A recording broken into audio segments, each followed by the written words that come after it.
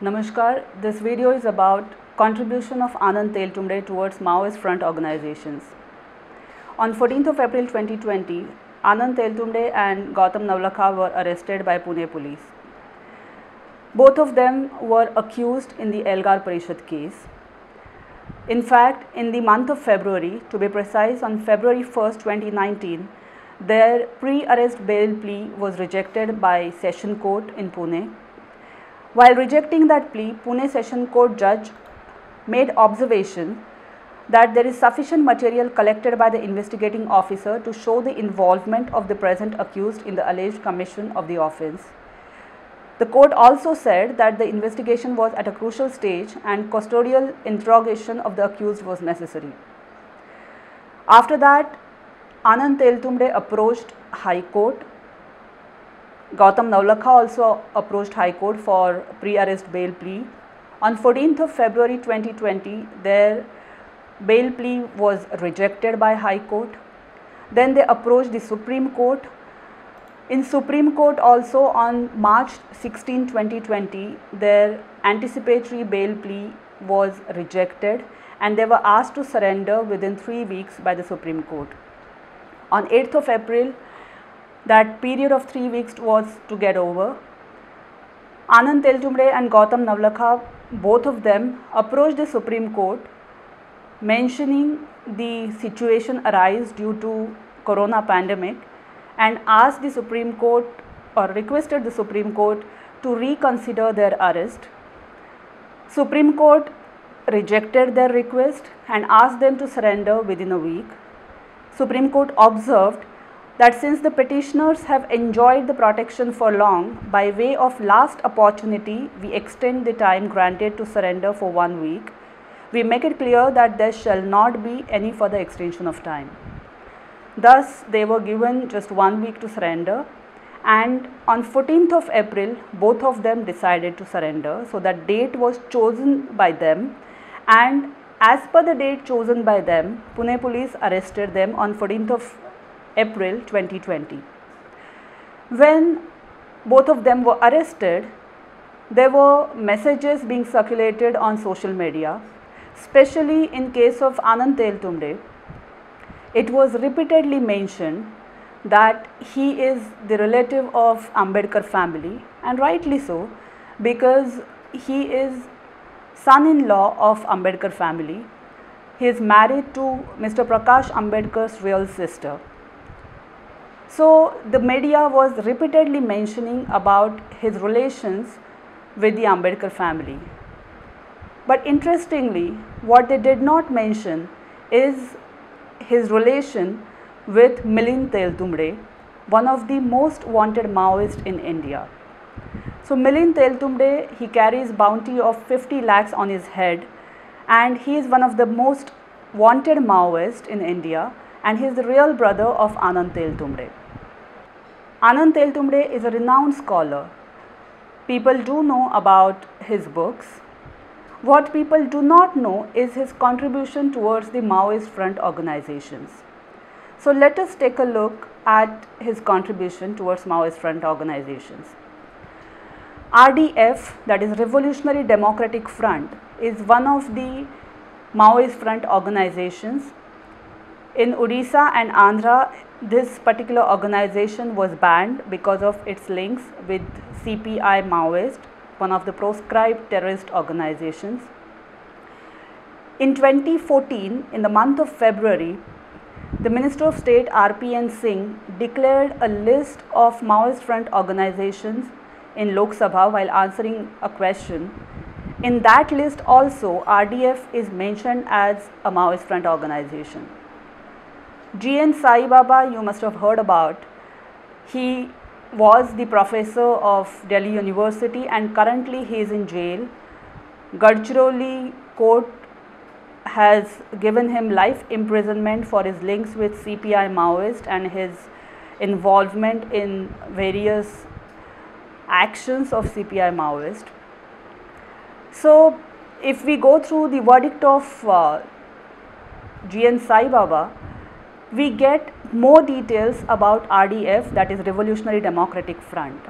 So this RDF organized their first national level All India conference in the month of April of 2012.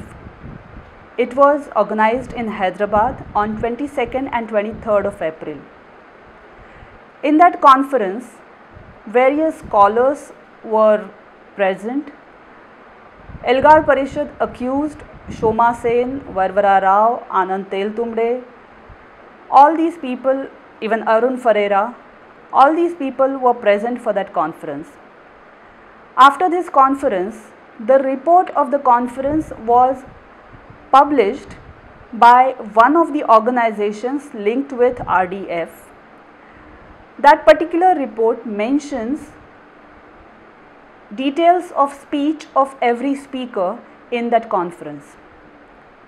So in that conference, Anand Teltumbde was also present as a speaker, and as per that report, let us see what Anand Teltumbde mentioned there.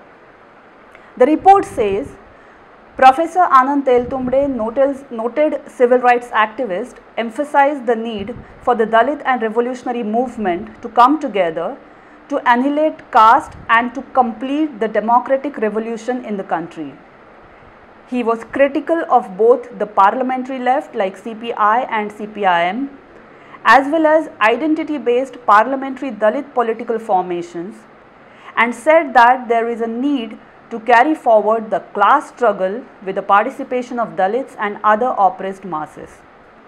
He said that Dr. Ambedkar too believed in class-based politics, and therefore the need of the hour is to reinvent Dalit militancy as well as revolutionary resurgence under Maoist leadership. So the point to be noted here is, Anand Teltumbde mentions that there is a need to reinvent Dalit militancy, here militancy is the word used, as well as revolutionary resurgence under Maoist leadership. Now the question here is, why would somebody who says that he believes in democracy, believes in constitutional framework, why would such a person think of reinventing Dalit militancy and revolutionary resurgence under Maoist leadership? That question needs to be answered. Another example, Sridhar Srinivasan. So Sridhar Srinivasan was one of the Central Committee members of the Maoist. He died in the year 2015 because of heart attack. After his death, the CPI Maoist published a press release glorifying Sridhar and mentioning his contribution towards the Maoist movement as a revolutionary for 40 years. So Maoists call their cadres as revolutionaries. On the first death anniversary of Sridhar Srinivasan, a program was organized in Mumbai by a group called Friends of Sridhar. In this particular program, a book was published. That book had writings of many people glorifying Sridhar. Anand Teltumbde also contributed one article in that book. In that article, at the end, Anand Teltumbde says, every era has its Bhagat Singhs, and Sridhar-like Maoists are indeed Bhagat Singhs of our times. They cannot die. They will keep coming until the humans are liberated in real terms. Sridhar also will live on in the hearts of millions fighting this battle. My red salute to this dear friend. Now the question is, what is the need for Anand to compare Sridhar with Bhagat Singh? Bhagat Singh was a patriot. He fought for India, not against India. And Sridhar Srinivasan was a person who was fighting against India from the side of Maoist. So that gives rise to another question, that why a Maoist is being glorified by Anand as Bhagat Singh. Democratic Students Union, which was declared as Maoist Front Organization by UPA government in 2014, organizes lecture series in the memory of Maoist Naveen Babu. Naveen Babu was PhD student from JNU who joined the Maoist faction called People's War Group in late 80s and went underground. He was killed in February 2000 in an encounter against Andhra Pradesh police. In the year 2014, Anand Teltumbde was one of the speakers for this lecture series.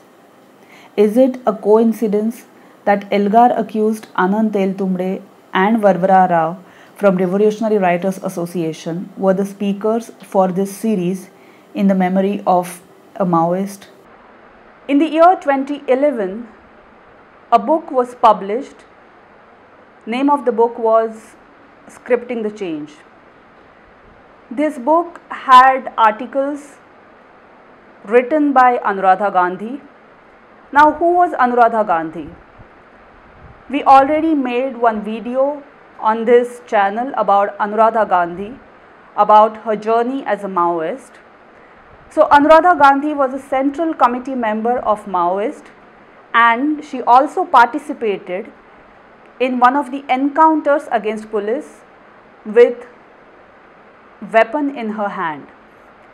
In Mumbai, she used to run an organization called CPDR, that is Committee for Protection of Democratic Rights. And in Dandakaranya, same Anuradha Gandhi was working with a weapon in her hand to overthrow this democracy.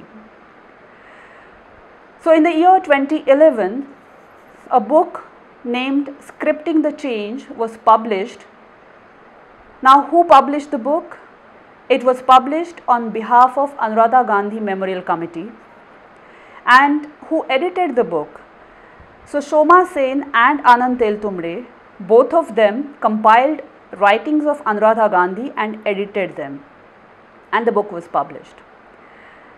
As we already mentioned about RDF in the beginning, so the first secretary report which was found in the computer of G.N. Sai Baba, one of the convicted Maoists, that particular report mentions that Anuradha Gandhi Memorial Committee was an initiative of RDF, that is Revolutionary Democratic Front, and Revolutionary Democratic Front is a front organization of CPI Maoist. Now the question here is, why Anand Teltumbde felt the need to compile and edit writings of a central committee member of CPI Maoist, and why it was published by Anuradha Gandhi Memorial Committee, which was an initiative of a Maoist front organizations. What links Anand Teltumbde has with all these organizations? Did he not know that these organizations have links with Maoist? Did he not know that Anuradha Gandhi was a Maoist? Of course he knew that. From the writings and also from different articles available on net, I am sure a learned person like Anand Teltumbde must be knowing what Anuradha Gandhi was. Then, is it a coincidence that Anand Teltumbde is linked with Anuradha Gandhi Memorial Committee? Next point is about a book called Revolutionary Violence versus Democracy. Here, revolutionary means Maoist violence. This book has articles written by different authors, Varvara Rao, Anand Teltumbde, Professor Hargopal and many more. In this particular book, Anand Teltumbde wrote an article about Maoist violence. At the end of that article, Anand says that maybe history will bracket Maoist violence with Jacobin terror or any such terror thereafter, but historically and morally, it may still be superior to the state terror faced by the people. If a revolutionary decides to kill, he is simultaneously risking his own life too. It may thus be extra moral but not immoral. So here Anand Teltumbde says that whatever violence the Maoists are indulging in, that particular violence, through that violence, the Maoists or so-called revolutionaries are taking risk, they are risking their lives. Thus, according to Anand Teltumbde, police's encounter which is actually to safeguard the innocent tribals from the Maoists, is state terror and immoral. However, he is calling the Maoist violence as more moral and ethical as compared to police encounters. In fact, innocent tribals are killed by Maoists as police informers. They just suspect somebody as police informer and just kill them without any evidence. They take law in their hand and indulge in this kind of violence. That is more moral and ethical according to Anand Teltumbde. The question is, why would somebody glorify Maoist actions, that too such violent actions, and try to demean the police and the government repeatedly? Those supporters of Anand Teltumbde who are claiming that he is not a Maoist, will they care to answer these questions? Thank you.